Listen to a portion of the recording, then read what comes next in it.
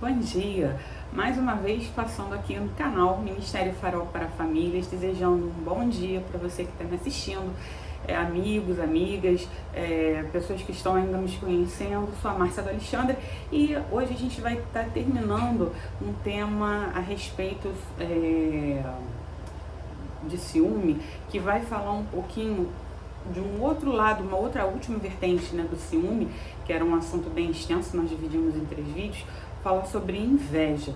Então, de acordo com o dicionário, o que é inveja? É um desgosto, né, uma tristeza provocada pela felicidade ou prosperidade alheia. É quando o outro consegue alcançar alguma coisa que você não alcançou. E aí eu vou botar entre parênteses, né? Ainda. Você pode alcançar. E o segundo é o desejo irrefriável de possuir ou gozar o que é de outro, que é o objeto da inveja. Ou seja, alguém ganhou um carro, comprou um carro, uma casa, tá com um bem ou algum emprego que você gostaria muito e o seu coração está de olho naquilo que é do outro. Então, de acordo com as especificações do dicionário, eu vou estar lendo aqui para vocês um texto que eu acho que é interessante guardar determinadas informações. A inveja, ela pode ser definida como um sentimento de frustração e rancor, gerado perante uma vontade não realizada de possuir os atributos ou as qualidades de um outro ser, pois aquele que deseja tais virtudes é incapaz de alcançá-la, seja pela incompetência, pela limitação física, seja pela parte intelectual, ou até mesmo porque não é momento daquela pessoa conseguir aquilo. Além disso, ela pode ser considerada um sintoma de certos transtornos de personalidade, e nós não vamos abordar esses sintomas, mas eu vou citá-los. Transtorno da personalidade borderline, transtorno da personalidade passivo-agressiva e o transtorno de personalidade narcisista. A inveja também ela é considerada, de acordo com o catolicismo, o catecismo católico, a inveja é um dos 7 pecados capitais. Ele foi colocado, eu acho que ele é de número, no ano de 1866, né? Então, de acordo com o catecismo católico, ele é considerado um dos 7 pecados capitais. Mas como é que a gente vê a inveja dentro do casamento? E aí eu dividi em 2 aspectos que eu achei bem interessantes. Primeiro, a inveja de outros relacionamentos e depois a inveja do cônjuge no relacionamento, né? Que acaba sendo pior. Então, a inveja de outros relacionamentos vai falar um pouquinho pra gente, vocês talvez já tenham escutado falar sobre o mito da grama mais verde, é um livro.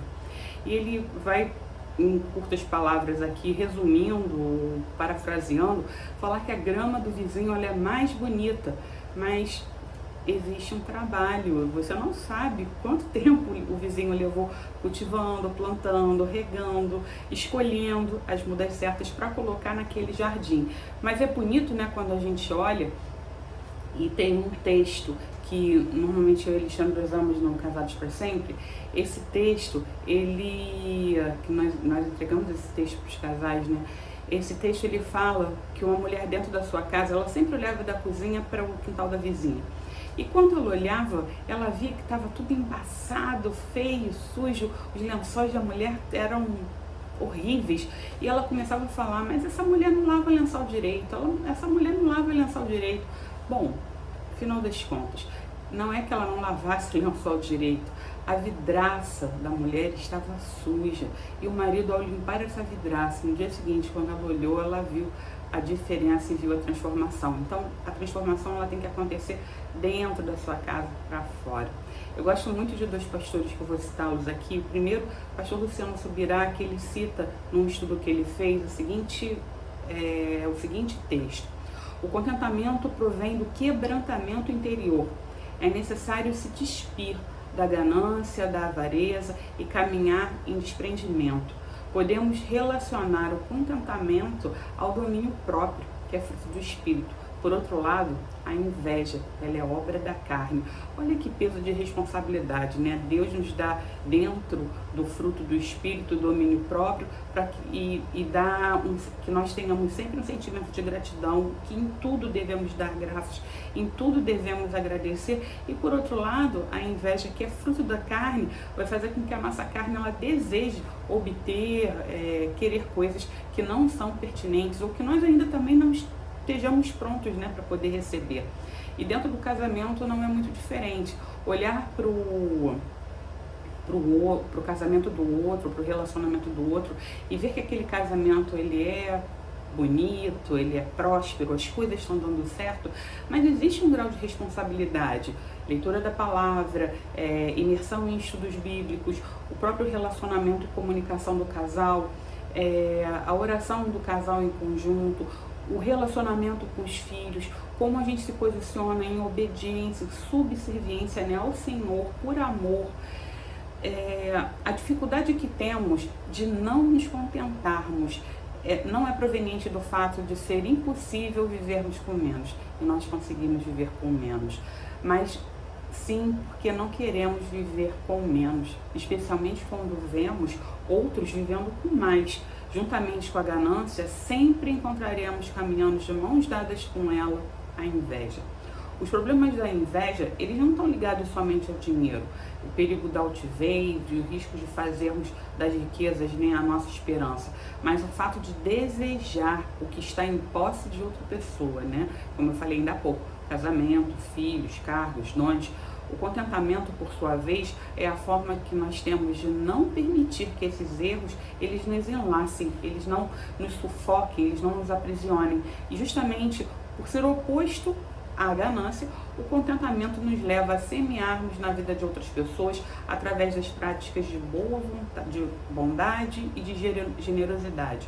Então, deixo para vocês aqui também 3 versículos em relação a essa primeira parte. Também vi em todo o trabalho, toda destreza em obras, ela provém da inveja que o homem tem do seu próximo. Também isso é vaidade e desejo vão. Isso já escreveu Salomão em Eclesiastes 4:4, há muito tempo atrás. Lucas 3:14, no Novo Testamento, fala assim: e uns soldados o interrogaram também, dizendo: e nós, o que faremos? E ele lhes disse: a ninguém trateis mal, nem defraudeis, né? Não roubem, e contentai-vos com o vosso soldo, ou seja contente com aquilo que você tem, né? E aquilo que você tem, com certeza na mão do Senhor vai ser multiplicado.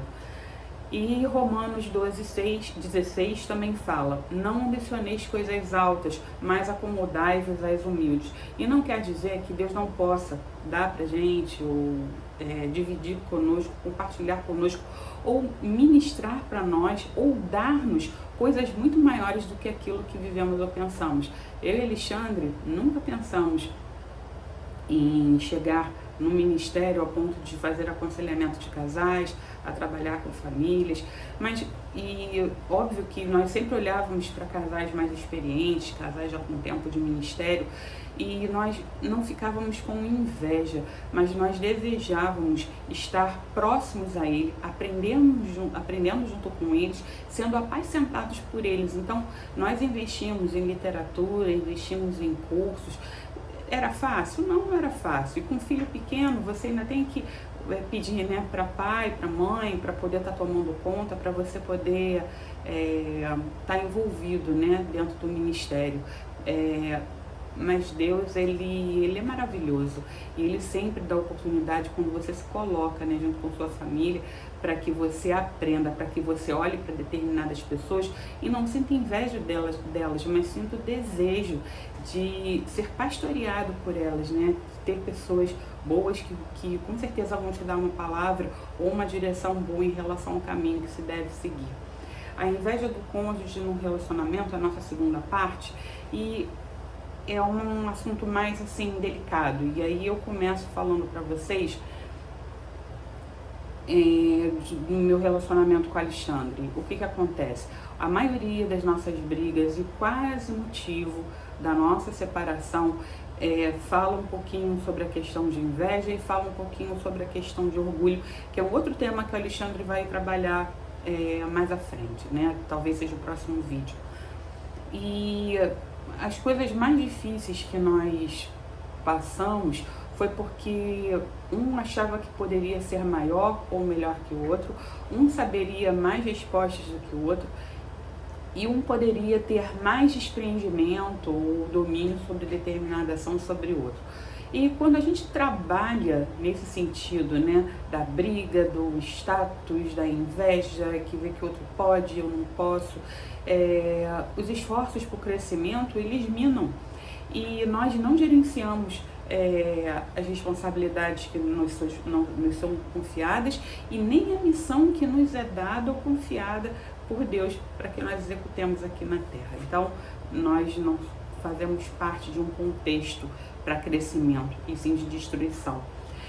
Quando eu não me contento com as vitórias do meu cônjuge ou dos meus filhos e me ponho, né, numa situação de vítima das circunstâncias, onde eu não tenho nada, eu não gerei nada, eu não possuo nada, essa casa que eu tenho foi comprada pelas mãos do meu marido, eu não tenho salário, eu não tenho tempo livre, eu não tenho direitos, me coloca numa situação não só de vítima, de um vitimismo, mas me coloca também numa posição de não querer abençoar ou estar sendo abençoada pelo contexto.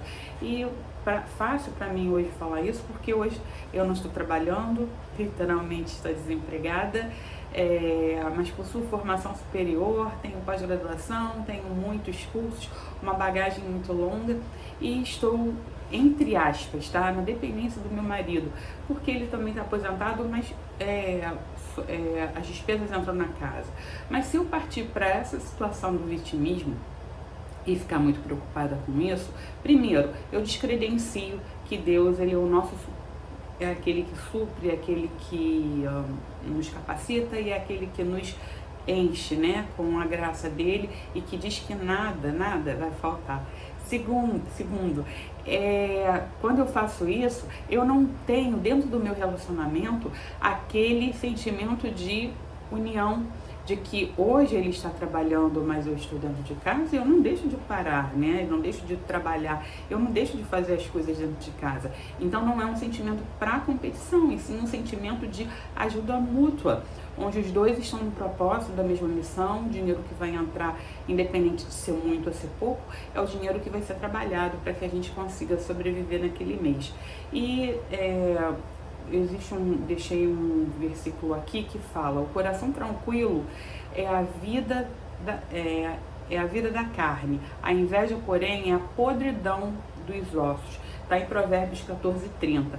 Ninguém ganha com inveja.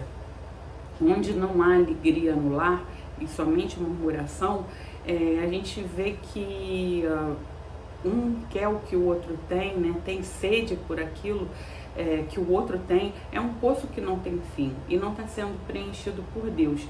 Gosto muito também do pastor Hernandes Dias Lopes, e ele faz referência à inveja como um ato de ingratidão. Olha que palavra profunda. A inveja é um ato de ingratidão, é um coração que não é grato.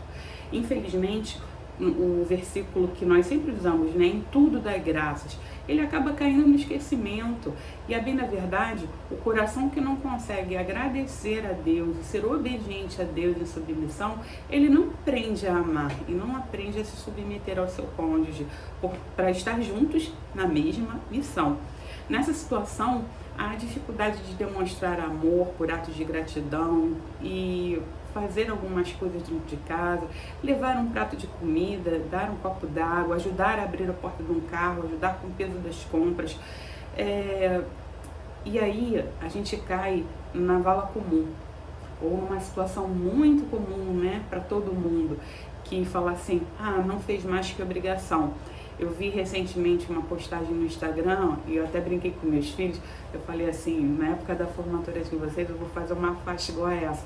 O pai fez uma faixa muito grande, muito bonita na formatura da filha, acho que era uma formatura de medicina, e estava o rosto da filha estampado e em letras garrafais ele colocou assim: não fez mais que obrigação.